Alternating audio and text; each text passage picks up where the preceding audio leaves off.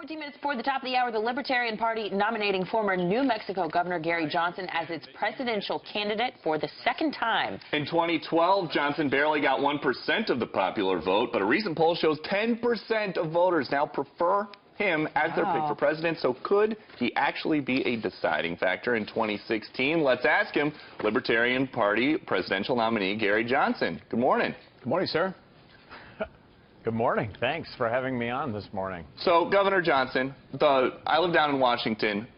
There are a lot of reporters and people who talk about the race all the time.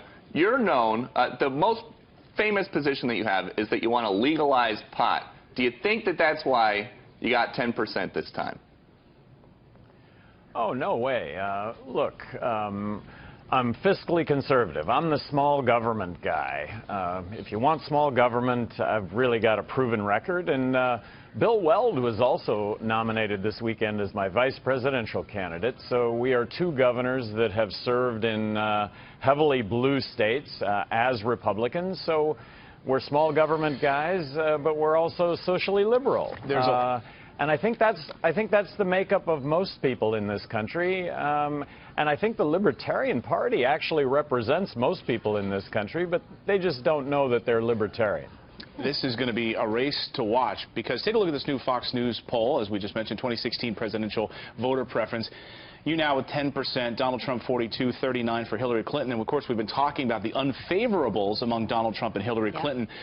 These two presumptive nominees have both very high unfavorables. What separates you from those two individuals, and do you think that you could be the big disruptor? Well, really, libertarians, kind of the best of both parties, or at least what the parties are supposed to be about. Aren't Republicans supposed to be about small government? Aren't Democrats supposed to be about civil liberties, people being able to make choices in their own lives as long as those choices don't adversely affect others? And look, with regard to these military interventions, how about some skepticism at the table when it comes to the fact that we have boots on the ground, we're dropping bombs, we're flying drones that are killing thousands of innocent people, that at the end of the day, it's having the unintended consequence of making the world less safe than more safe.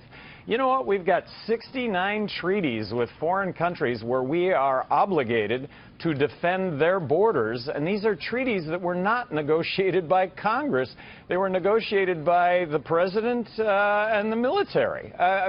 Involve Congress in all this. They've abdicated their responsibility. Because of those low favorability numbers that Clayton mentioned for both Clinton and Trump, there's a concern among both parties that some voters are just going to stay home on Election Day. What are you going to do to try to court voters that are disenchanted with their own parties on the Democratic side and the Republican side specifically?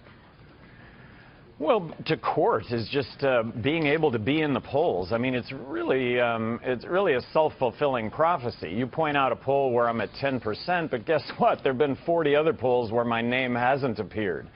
I believe that if my name were just to be included in the polls, I think the scrutiny that would go along with my record and Bill Weld's record, and we are running here really as a partnership. I think we have strengths that complement one another, and that we really, two, like I say, former Republican governors serving in heavily blue states, isn't that kind of the makeup of most people, being fiscally conservative, small government, and look, shouldn't we be able to make decisions in our own lives? Always come down on the side of choice when it comes to individual freedom and liberty. Well, this race just got a whole heck of a lot more interesting. Governor Gary Johnson, we appreciate you joining us this morning. Libertarian presidential candidate for 2016. Thanks so much for joining us on this Memorial Day.